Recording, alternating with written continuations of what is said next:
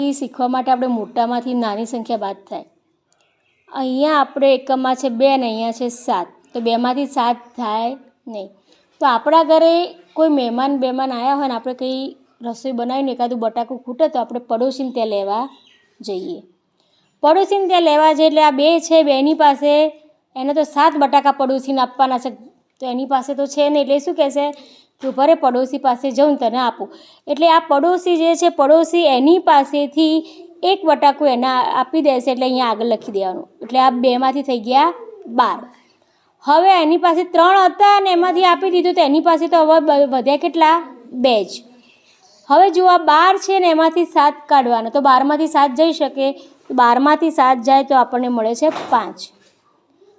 હવે આનો વારો હવે આને એના પડોશીને આપવાના છે 6, તો એ આપી શકવાનું નથી કારણ કે એની પાસે 2 જ છે.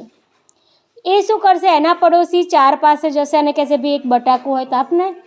એટલે આ 4 કહેશે કે સારું લઈ જા, તો એ એની આગળ આપણે એકડો મૂકી દેવાનો. એટલે 2ની જગ્યાએ થઈ ગયા 12 અને આ 4ની જગ્યાએ એનું 1 બટાકું ઓછું થઈ ગયું, એટલે એની પાસે વધ્યા 3.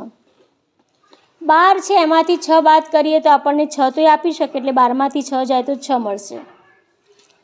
હવે આનો વારો આવ્યો.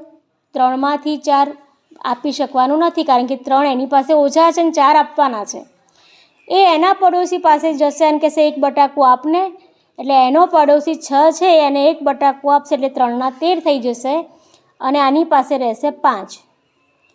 હવે આની પાસે 13 થઈ ગયા, તો 13માંથી 4 આપી શકે, તો 13માંથી 4 આપશે એટલે એની પાસે વધશે 9.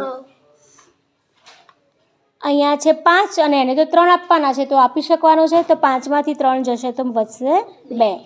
અને અહીંયા 7 છે, 7માંથી 2 આપશે એટલે વધશે 5. તો અહીંયા આપણો જવાબ મળ્યો છે 52,965.